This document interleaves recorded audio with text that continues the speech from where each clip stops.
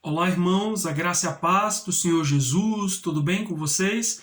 Estamos aqui mais uma vez para compartilhar uma palavra devocional para que o Senhor possa ministrar no seu coração e você possa meditar e ser edificado. Amém? O texto de hoje está no livro de Deuteronômio. Nós vamos ler a partir do capítulo 20, do versículo 1 até o versículo de número 9. Diz assim o texto: Quando vocês forem à guerra contra os seus inimigos e virem cavalos e carros e um exército maior do que o seu, não tenham medo, pois o Senhor, o seu Deus, que os tirou do Egito, estará com vocês. Quando chegar a hora da batalha, o sacerdote virá à frente e dirá ao exército: Ouça, Israel, hoje vocês vão lutar contra os seus inimigos. Não desanimem, nem tenham medo, não fiquem apavorados nem aterrorizados por causa deles, pois o Senhor, seu Deus, os acompanhará e lutará por vocês contra os seus inimigos para lhes dar a vitória. Os oficiais dirão ao exército: Há alguém que construiu uma casa e ainda não a dedicou? Volte ele para sua casa, para que não morra na guerra e outro a dedique. Há alguém que plantou uma vinha e ainda não desfrutou dela? Volte ele para sua casa, para que não morra na guerra e outro desfrute da vinha. Há alguém comprometido para casar-se que ainda não recebeu sua mulher? Volte para sua casa, para que não morra na guerra e outro se case com ela. Por fim, os oficiais acrescentarão: Há alguém está com medo e não tem coragem? Volte ele para sua casa, para que os seus irmãos israelitas também não fiquem desanimados. Quando os oficiais terminarem de falar ao exército, designarão chefes para comandar as tropas. Amém? Amados, no capítulo 20 do livro de Êxodos, nós temos as leis a respeito da guerra. E eu quero chamar a sua atenção para 4 proibições que o texto aqui, o texto mosaico, nos revela a respeito do porquê algumas determinadas pessoas não deveriam ir à guerra. Essa é a ideia. E quando nós falamos de guerra, nós estamos falando, para os dias de hoje, nós falamos das guerras espirituais, de entrar num lugar de batalha, de estar preparado ou não para essa guerra. E aí a pergunta é: o que nos torna despreparados para a guerra? O texto que nós lemos, ele nos lega 4 razões ou 4 coisas que nos deixam despreparados para a guerra que temos que enfrentar diariamente. Você deve ter percebido que a partir do versículo 5 até o versículo 8, Moisés estabelece algumas proibições. Se determinados homens tivessem determinadas condições, eles deveriam voltar para casa e não participar da guerra. Ou seja, existem coisas na nossa vida que podem nos impossibilitar de estar na guerra, que podem nos atrapalhar, que podem gerar pontos vulneráveis no nosso coração, na nossa armadura, que nos impossibilitam de estar na guerra. Então eu quero compartilhar com vocês para que você possa meditar. A primeira coisa ele diz: há alguém que construiu uma casa e não a dedicou? Volte para casa, para que você possa dedicá-la e para que outro não venha e dedique a sua casa se você morrer na guerra. Quando nós falamos sobre casa, e nesse sentido, certamente o texto está se referindo à ideia de planos que precisam ser cumpridos, fechados.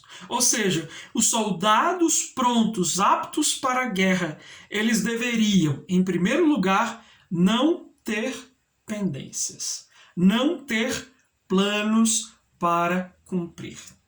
O que isso significa, pastor?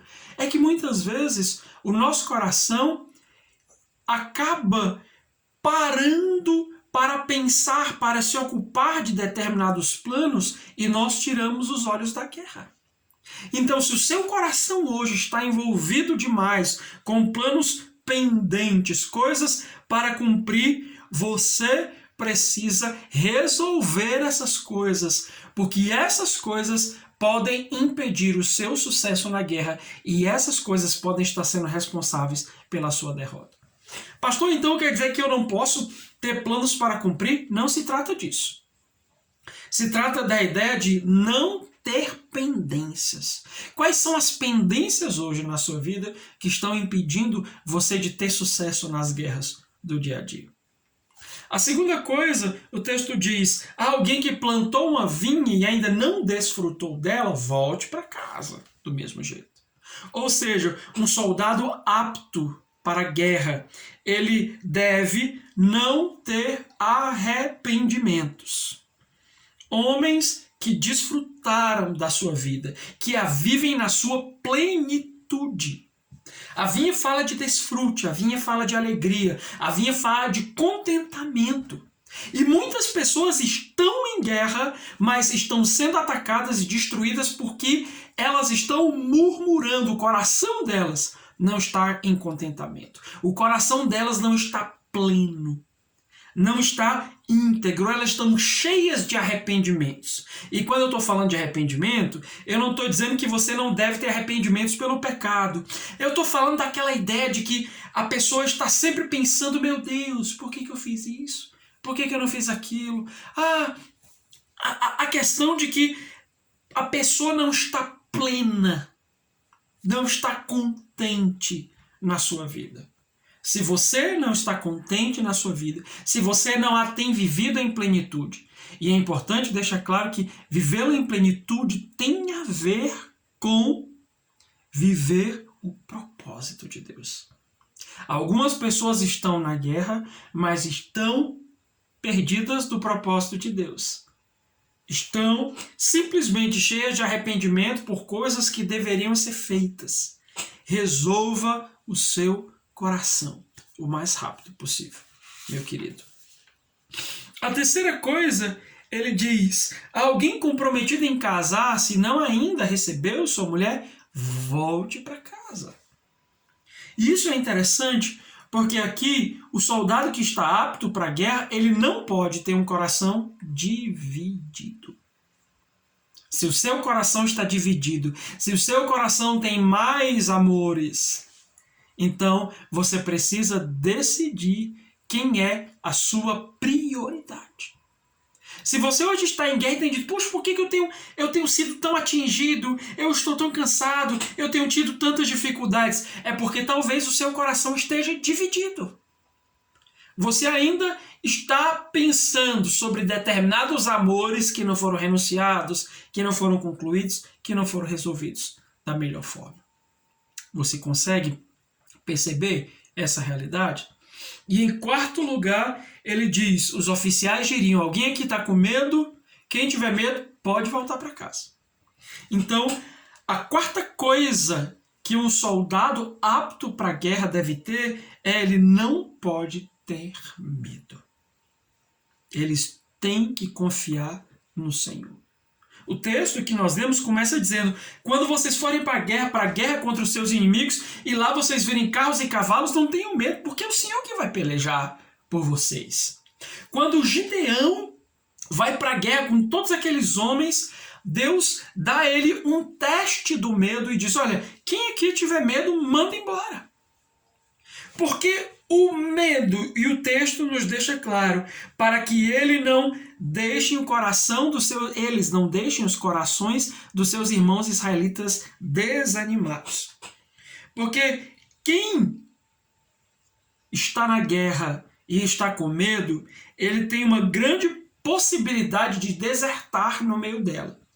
E por essa razão acaba desanimando quem está. Então, meu irmão, em nome de Jesus, leve o seu medo para a cruz. Leve o seu medo aos pés do Senhor, a fim de que você não seja um soldado frouxo, um soldado covarde.